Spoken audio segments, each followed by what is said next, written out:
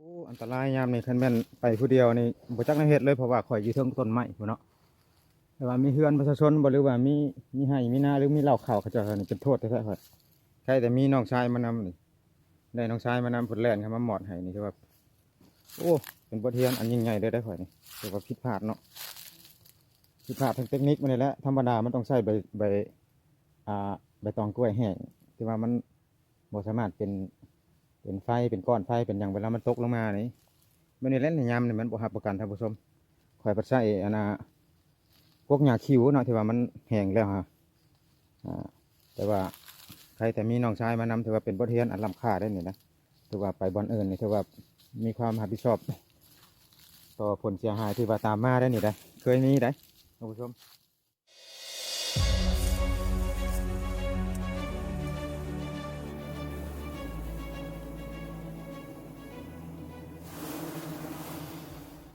สบายดีท่านผู้ชมสบายดีสบายดีพันเพิ่งฟังพันสบายดีพันเพิ่งฟังเล่าวอ่อนมาในชุดอีโมกอัตตาเลยอย่างผู้ชมบ่จื้อเอาถือว่ามื้อนี้มีเวลาว่างได้โอกาสว่าประมาณบ่ายโมงปลายนะ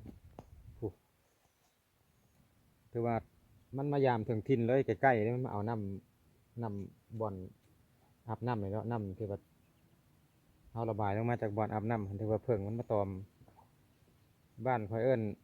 ตอมขี้ซีกเนาะนี่หลายเนาะสิบปลายเพิ่นแหละบางเทื่อก็ได้ท่านผู้ชมท่านใดที่เข้ามาใหม่ก็อย่าลืมสำหรับพันช่องของพันเพิ่งเล่าก็เป็นช่องของการหาเพิ่งหามิ่มถือว่าช่วงนี้ก็บ่ค่อยได้ว่างแต่ว่าญาติเวลาเอาไว้แล้วว่างครับแรงก็ออกตอนแรงเนาะเมื่อนี้เดี๋ยวจะให้ท่านผู้ชมเบิ่งแม่เพิ่งที่ว่ามากินน้ำเนาะ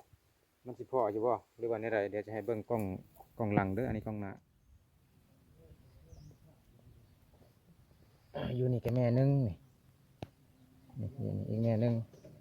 อยู่หันอีกสองแม่เดี๋ยวนั่งเบิ่งน้อยหนึ่งนี่มาเสริมอีกเลยหลาย3 4 5 6 7แม่บ่เฮิงค่ะมันกินน้ำมันนี่ไปละ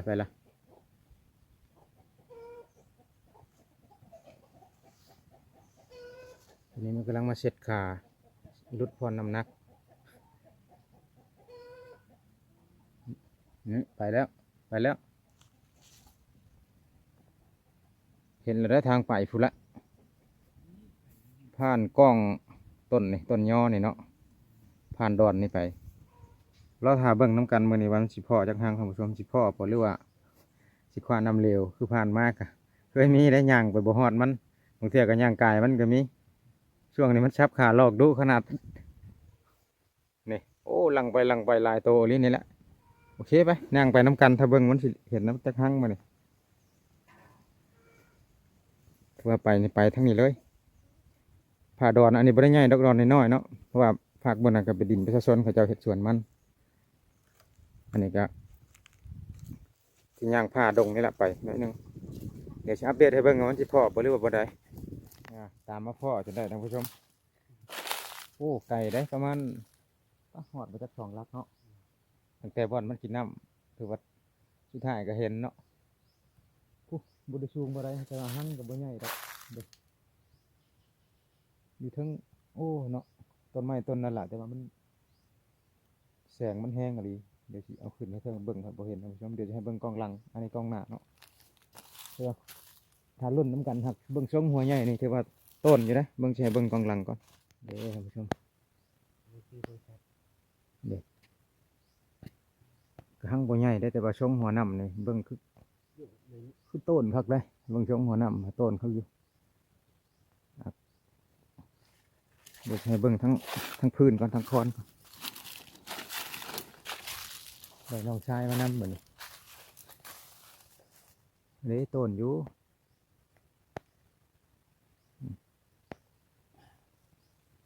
นั่นแหละเชิงปลายมือนี่แหละ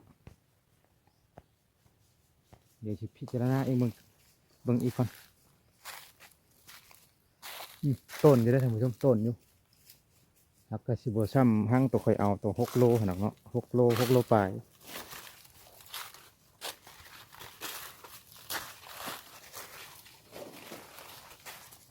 มาข้างบนนี่พัดย้อนแสงโอเคเดี๋ยวสิหาก็เฮ็ดกระบองแล้วก็ ขึ้นมาอัปเดตอยู่เทิงท่านผู้ชมเดี๋ยวสิหาไม่เฮ็ดกระบองโอเคท่านผู้ชมกระบองเฮ็ดเรียบร้อยเนาะ ถือว่ากระทัดหัดเบาบางแน่บ่ใหญ่ปานใดตัวนี้ถือว่าสำหรับต้นไม้ก็อยู่ในต้นที่ว่าบ่ใหญ่ปานใดต้นมะกอกเบิ่งคือช่วงต้นมะกอกนะท่านผู้ชมมีเครือเนาะแต่ขึ้นสบายอยู่นี่สิขึ้นไปตามเครือนี่แหละบอนตั้งกล้องทางหยังขึ้นไปฮอดพุ่นจังเว้ากันไหมท่านผู้ชมโอเคเดี๋ยวจะขอขึ้นเราไปอัปเดตอยู่เทิงท่านผู้ชมสิบ่ได้อันตอกทอยตอกอย่างดอกเพราะว่ามันขึ้นง่ายแน่นี่มีเครือเด้นะว่าขึ้นนัดเทิงเรียบร้อยท่านผู้ชมผู้เพิ่งยังอยู่ประมาณ2 เมตรบ่ฮอดเพิ่งเนาะเพื่อความปลอดภัยเดี๋ยวขอสิขอจูดกระบองก่อนผู้น้องชายเพิ่นจูดเลยอยู่ลุมวาบอยู่โอเคเดี๋ยวจะขอจูดกระบองท่านผู้ชมฮอดเทิงเรียบร้อยเพิ่งแตกหังละถือควันล่ะข้าวจั่วเลยหัวน้ำอุ้ยบ่ได้เลยหัวน้ำว่าดอกไม้มันค่อนข้างแห้งแล้งท่านผู้ชมบ่คือข่อยเอาว่าง2 ทิศก่อนเห็นเนาะฟ้าหัวน้ำงามอันนี้มีหยังหะนางเห็นงามอยู่แต่ว่าหัวน้ำบ่มีเลยเพิ่นมีก็มีซ้ำได้บ่500 ซีซีจักสิได้หรือบ่บางเทื่อจักสิได้สำใดละเดี๋ยวทะลุนน้ำกันท่านผู้ชมเดี๋ยวจะขอตั้งกล้องก่อนมอดนี่หมอด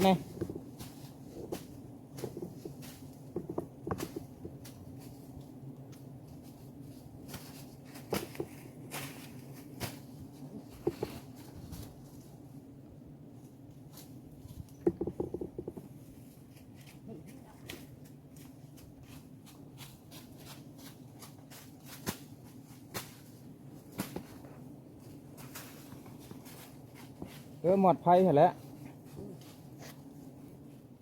ถือว่าไฟตกลงลุ่มท่านผู้ชมน้องชายเพิ่นกำลังไล่หมอดนึกถึกอยู่พื้นถูกมันลามกันเนาะใครแต่มา2 คนเข้าไปมอดรถโ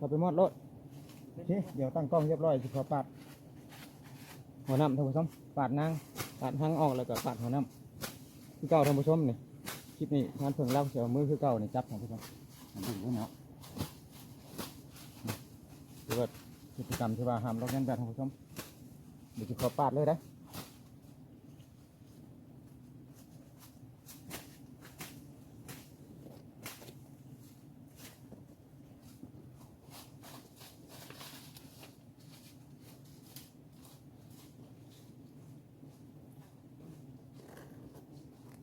โอ้ยน้ำบ่มีเลยท่านผู้ชมลุกเลยหางนี่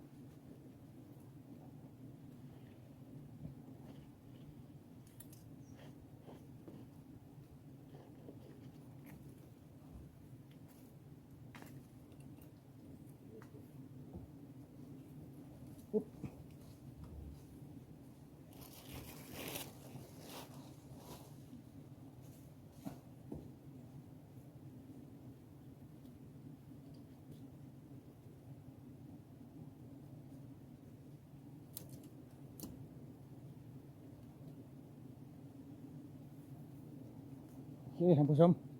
ตัวหางได้มาเรียบร้อยขอใส่ถุงก่อน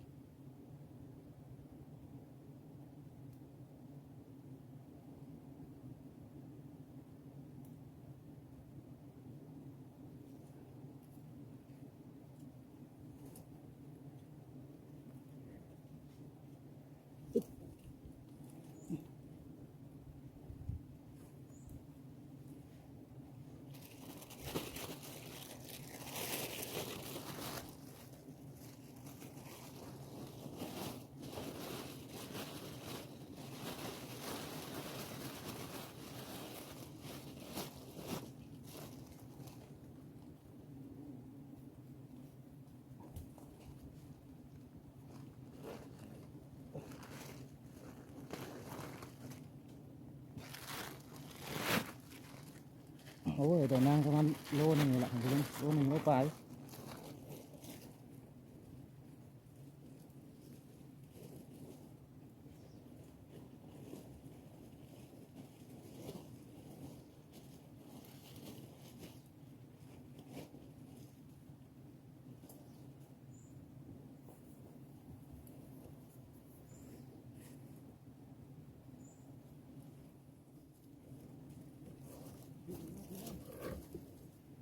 โอ้กล้องสั้นเลยได้อท่านผู้ชมนี่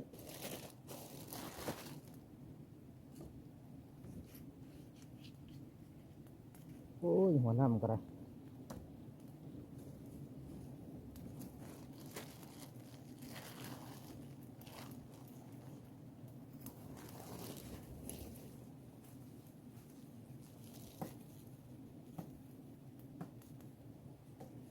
มันเห็ดหน้าผากเลยตัวหนึงแม่ท่านผู้ชมเอ้ยหัวน้ำก็ได้อยู่นี่เนาะได้ประมาณ2 แก้ว 100นี่ละมันเห็ดหน้าผากคอยเลยทีนี้ตัดรถ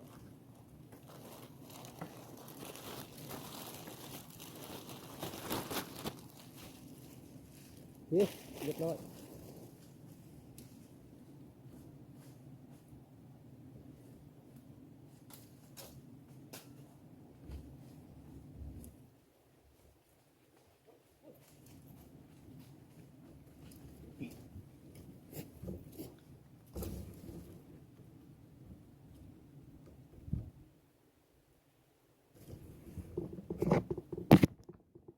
โอเคท่านผู้ชมมันเห็ดมันเห็ดนี่กินนี่ตุบรถเดียวกันหน้าผากแม่นึงเดี๋ยวจังใดก็ลงไปอัพคลิปอยู่ลุ่มพอแล้วเนาะอัปเดตผลงานอยู่ลุ่มเรียบร้อยท่านผู้ชมจะนี่วะกูมันเห็ดนี่สิได้3 ตาแล้วค่อยมาอื่นนี่ปูดอยู่แล้วนี่ชบนี่อีกมันเห็ดนี่ตับใครจะมันบินเข้าปากเนาะใครแต่ดึงไล่ออกทันปะในบ่เบาลายเพราะว่ามันน่ะเห็ดรถตาอยู่ในรถขอดตัวมากมันออกชายตัวอุปกรณ์กะน้ำก็ได้อยู่งั้นก็ได้อันนี้300 กำว่าและกันได้เนาะแต่ว่าความเสียหายยังไงท่านผู้ชมเดี๋ยวจะให้เบิ่งเนาะข่อยก็ยังบ่ทันได้ใส่เกือบซ้ำนี่นะต้องผิดพลาดข่อยใส่กระบองเนาะนี่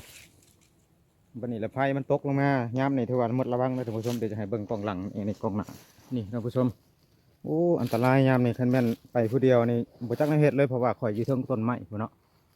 แต่ว่ามีเฮือนประชาชนบ่หรือว่ามีไร่มีนาหรือมีเหล้าขาวเขาเจ้านี่เป็นโทษแท้ๆข่อยใช่แต่มีน้องชายมานำนี่ได้น้องชายมานำผลแล่นครับมาหมอดให้นี่คือว่าโอ้เป็นบทเรียนอันยิ่งใหญ่เลยได้ข่อยนี่ถือว่าผิดพลาดเนาะผิดพลาดทางเทคนิคมันนี่แหละธรรมดามันต้องใช้ใบตองกล้วยแห้งที่ว่ามันบ่สามารถเป็นไฟเป็นก้อนไฟเป็นอย่างเวลามันตกลงมานี่มันนี่แหละในยามนี่มันบ่รับประกันท่านผู้ชมข่อยปัดใช้พวกหญ้าคิวเนาะที่ว่ามันแห้งแล้วฮะแต่ว่าใครแต่มีน้องชายมานำถือว่าเป็นบทเรียนอันล้ำค่าได้นี่นะถือว่าไปบอลอื่นนี่ถือว่ามีความรับผิดชอบต่อผลเสียหายถือว่าตามมาได้นี่ได้เคยมีได้ท่านผู้ชมแต่ยังน้อยเคยมีประวัติอยู่ ไฟใหม่ส่วนเขาเจ้าเนาะที่ได้ไปเฮ็ดหัวแทนมาซะใครแต่บบไปไม่เถียงไม่เฮือนเขาถือว่าพุ่นละ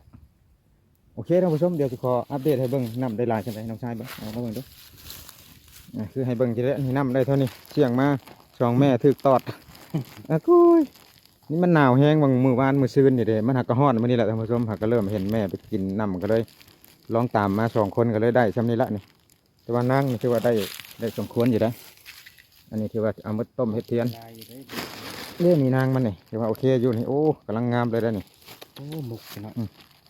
ที่ห้าเลยกำลังสิทอดคันมือวันสินมืออื่นมือฮื้อนี่วันสินเพ่งนี่ถือว่าทอดเลยท่านผู้ชมเยี่ยมละโอเคเดี๋ยวจะขอใส่เกลือเพียงอย่างก่อน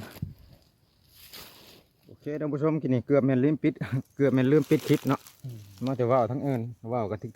พิษเป็นน้ำมันตอดปากเลยแหละนี่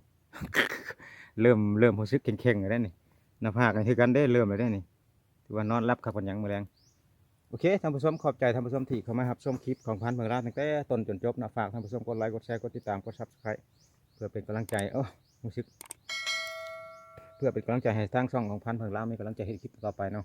พอกันใหม่กับพันเมืองลาวในคลิปหน้าสำหรับคลิปนี้ขอกล่าวคำว่าสวัสดี